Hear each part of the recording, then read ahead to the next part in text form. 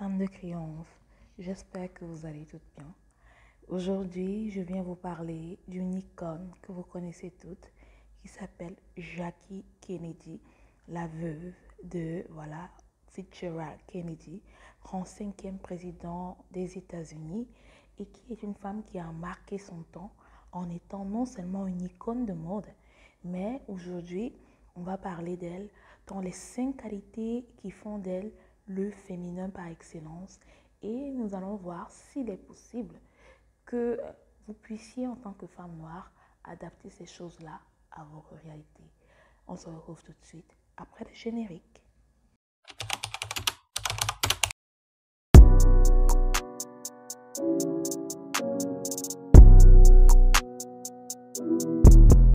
Alors, vous connaissez toutes Jackie Kennedy, veuve Onassis. C'est une femme qui a marqué le XXe siècle comme étant la femme du grand cinquième président de la République des États-Unis qui malheureusement est mort en 1963, assassiné, et elle étant dans cette voiture. Dès lors, Jackie Kennedy devient vraiment la veuve éplorée de toute l'Amérique. Tout le monde plaint son sort, surtout qu'elle se retrouve avec 2 enfants en bas âge et un mari assassiné. Et Jackie Kennedy a toujours été pendant ce mandat vue comme étant la première dame par excellence. Et aujourd'hui, nous allons analyser 5 faits ou 5 choses qui font en sorte que Jackie Kennedy a et reste une femme qui a marqué son temps en étant une femme qui a gagné. Aujourd'hui, on va parler de ça avec ces 5 choses-là. Premièrement, pourquoi est-ce que Jackie Kennedy est une femme qui a gagné? Déjà, Jackie est une femme qui a toujours accepté sa féminité. C'est une icône de mode, elle est très stylée, vous le savez. Elle est tellement stylée qu'elle est une marque déposée carrément à cette époque-là. Apparemment, c'est la première dame la plus stylée selon les Américains parce qu'elle avait vraiment ce côté français parce que n'oubliez pas, Jackie a des ancêtres français, s'appelait Jacqueline Lee Bouvier. Donc, son grand-père qui est arrivé aux États-Unis dans les années 1800, était un ébéniste français. Et ils se sont taillés un peu leur part du gâteau au sein de cette Amérique où, tous ceux qui voulaient conquérir l'espace avaient leur place.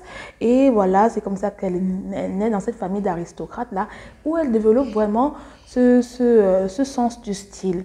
Ce sens de savoir bien se vêtir, surtout d'être élégante en public, avec une mère surtout qui veille au grain de ce côté-là.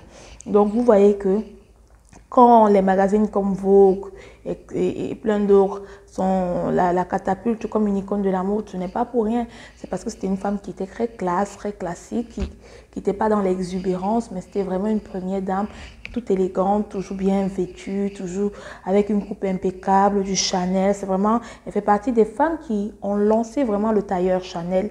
Donc, mais il y a également un côté au niveau de son style dont on ne parle pas très souvent, c'est que sa petite sœur, Kelly Radziwill, a joué énormément dans la création du style emblématique de Jackie O. Parce que Jackie est un petit peu timide et elle a sa sœur Lee qui est l'enfant que son père aime le plus et qui a ce côté très débordant, qui est passionné par la décoration d'intérieur, et qui aide sa sœur à trouver son style en tant que première dame. Donc, l'une des choses qui fait en sorte que Jackie Kennedy est pour son temps une femme féminine, c'est que Jackie est une femme qui est d'abord stylée. Et ce style, je vous l'ai dit, ça vient non seulement de l'éducation qu'elle a reçue, de son propre sens à elle du style, mais également de l'influence que sa sœur a eue dans la manière avec laquelle elle s'est vêtie. Elle s'est fait vêtir, en fait. Donc, hormis tout ça, la deuxième des choses pour laquelle Jackie est une femme féminine et pour laquelle nous, en tant que femmes noires, on peut copier et apprécier des choses envers elle, c'était le fait que c'était une femme instruite. Aujourd'hui, l'instruction, nous le savons, les femmes noires sont très instruites, mais il y avait quelque chose de très pertinent dans la manière dont Jackie faisait ses études.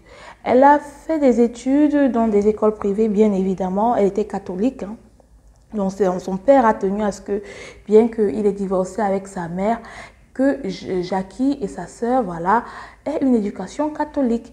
Donc, Jackie avait ce goût pour les études-là et elle a fait plusieurs universités et elle a fait des séjours, voilà, linguistiques et d'apprentissage en France.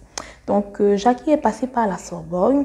Jackie également a fréquenté à George Washington quand son mari est devenu président. Et elle a fait là-bas la science politique parce qu'elle voulait comprendre ce que c'est que la politique, dans quoi est-ce qu'elle s'engageait. Donc, vous voyez que c'était une femme qui, bien qu'elle était auprès de George Fitzgerald Kennedy, elle avait l'ambition vraiment d'apporter un plus à son mari dans la manière avec laquelle il allait avoir ou gérer la chose publique. Donc, Jackie Kennedy était une femme instruite en ce sens-là. Et de plus, elle était polyglotte et elle parlait plusieurs langues, parmi lesquelles l'italien, l'espagnol, le français. Donc, c'est ce qui a beaucoup aidé vraiment Jackie dans le côté diplomatique. Et c'est pourquoi elle avait cette image vraiment de première dame absolue des États-Unis, bien que, voilà, certains disait qu'elle était très gnangnan parce que simplement elle avait ce côté très bourgeois, très français, très européen qui n'était pas suffisamment américanisé pour eux. Donc vous comprenez déjà que hormis son style, Jackie a allié à ça l'instruction pour être la femme modèle qu'elle a été. Mais également, il y a un autre élément, c'est le côté très mystérieux de Jackie. Pourquoi on dit que Jackie était mystérieuse? Elle n'était pas mystérieuse parce qu'elle ne s'ouvrait pas aux gens. Elle était simplement mystérieuse parce qu'elle avait compris que la femme doit savoir garder une part de mystère. Vous voyez, quand je vois certaines femmes noires qui viennent sur les réseaux et commencer à balancer toute la misère de leur vie, je me demande bien s'ils sont au courant du nombre de cadavres que Jackie a dû enterrer en termes de mari. Elle a enterré 2 maris. Vous pouvez imaginer déjà le traumatisme que ça a pu être d'être dans la voiture où on assassine ton mari et que ton tailleur soit couvert de son sang. C'est tout juste insupportable. Jackie a perdu à elle seule 3 bébés. C'est inimaginable. C'est une femme qui a vécu avec de grandes douleurs, mais qui jamais, voilà, même dans ses mémoires, ne s'est plaint de son sort. N'est venue, voilà, afficher son sort à la planète comme étant, voilà, le sort de la malédiction du monde. Mais elle savait habiller même, elle savait habiller avec dignité les épreuves qu'elle vivait. Et la preuve en est, c'est qu'elle a tellement été traumatisée par la perte de ses différents maris que Jackie, avec son dernier compagnon, ne s'est jamais mariée. Pourtant, elle était une catholique fervente. Donc, c'est juste pour vous expliquer un peu l'envergure de la situation. Jackie vraiment avait dans ce côté mystérieux-là, où elle savait garder en elle des choses qu'elle n'extériorisait pas nécessairement au grand public, mais certainement à des personnes, bien évidemment, dont sa sœur ou sa mère. Et Jackie également, dans ce côté mystérieux-là, elle savait feindre l'enfant. Vous savez, la petite fille innocente. Et les femmes du clan Kennedy, qui était un clan vraiment où il y a beaucoup de rivalité, beaucoup de volonté de s'imposer à travers les activités sportives et toutes ces choses-là. Jackie, on l'appelait la débutante. On l'appelait la débutante parce que Jackie, simplement, voilà, elle était toujours là avec sa toute petite voix un peu fluette, comme si, voilà, au moindre vent, elle allait se faire emporter. Mais voilà, ce qu'elle ne savait pas, c'est que derrière cette volonté de se tailler une image lisse, Jackie gardait le mystère d'une femme qui allait construire quelque chose de plus grand demain. Pourquoi je le dis? Je le dis aussi parce que Jackie a été journaliste.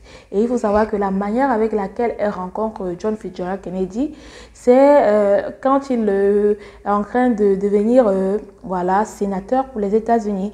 Et Jackie, elle est vraiment une jeune fille qui est dans ce monde-là. Sa mère s'inquiète un peu parce que l'âge commence à avancer.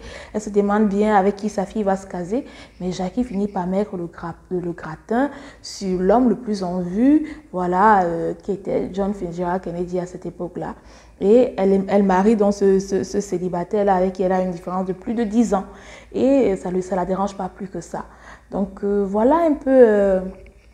Jackie Kennedy, dans tout ce mystère-là qu'elle savait bâtir autour d'elle. C'était une femme qui, malgré qu'elle savait que son mari fréquentait Marilyn Monroe avec des infidélités, elle n'a jamais ouvert sa bouche pour essayer de faire une comparaison entre elle et Marilyn, pour essayer, vous voyez, si on commence à s'attarder sur le côté mystérieux de Jackie, on va pas s'arrêter parce que c'est une femme qui a beaucoup de qualités dans ce sens-là, parce qu'elle a un sang-froid inouï.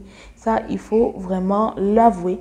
Mais également, une autre chose, c'est que Jackie savait avoir suffisamment confiance en elle pour savoir ce qu'elle voulait. Vous savez, Jackie, comme la plupart des femmes de son époque, savait que être intelligente et faire des études ne suffisait pas. Et qu'avoir un bon parti était bien plus important que voilà, avoir une licence ou un master. Parce que bien que les femmes commençaient dans cette époque-là à aller à l'école, à avoir de grands diplômes, les femmes n'ont toujours été valorisées pendant cette période-là, dans cette société patriarcale encore plus qu'était le capitalisme américain, que derrière un homme. Donc Jackie avait compris que même si elle veut s'épanouir dans le monde du travail, elle, la petite bourgeoise, voilà, qui a grandi dans le Southampton, elle savait qu'elle devait mettre le grappin sur le plus bon parti. Et ce sont des choses qui ont fait en sorte que Jackie, sachant ce qu'elle voulait, elle n'a jamais tergiversé dans sa vie amoureuse à sortir avec des hommes broke. Non, non, non. Elle a toujours su que elle devait se mettre dans le network nécessaire, et c'est à travers cette network nécessaire qu'elle a rencontré son mari et qu'elle est devenue voilà, la 35e première dame des États-Unis. Donc c'est pour vous dire que c'est une femme qui a toujours su ce qu'elle voulait et elle n'a jamais voilà, elle n'a jamais laissé ce qu'elle voulait pour prendre le moins-disant en fait. Non seulement ça, quand Kennedy même la laisse, pardon, il meurt, hein, bien évidemment, malheureusement. Quand Kennedy est tué, assassiné, Jackie, voilà, elle va tomber dans les bras de Onassis. Vous voyez, elle va tomber dans les bras d'Onassis, qui était à cette époque-là un multimilliardaire et un des hommes, un des veufs les plus convoités de la planète. Et vous voyez que bien que voilà, il y a eu toute une histoire un petit peu glauque derrière, on va en parler parce que Jackie aussi c'était une dame qui avait beaucoup de dark femininity. On va en parler dans cette suite que je prépare vraiment sur elle.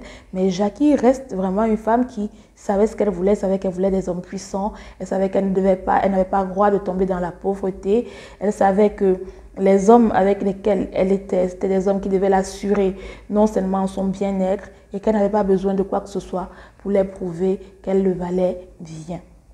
Maintenant, quand on a terminé de dire que Jackie était une femme stylée, une femme instruite, une femme mystérieuse, une femme voilà, qui avait suffisamment confiance en elle, la dernière des choses, ou la cinquième des choses qu'on pourrait développer sur Jackie Kennedy, c'est que Jackie avait une bonne dose de dark femininity.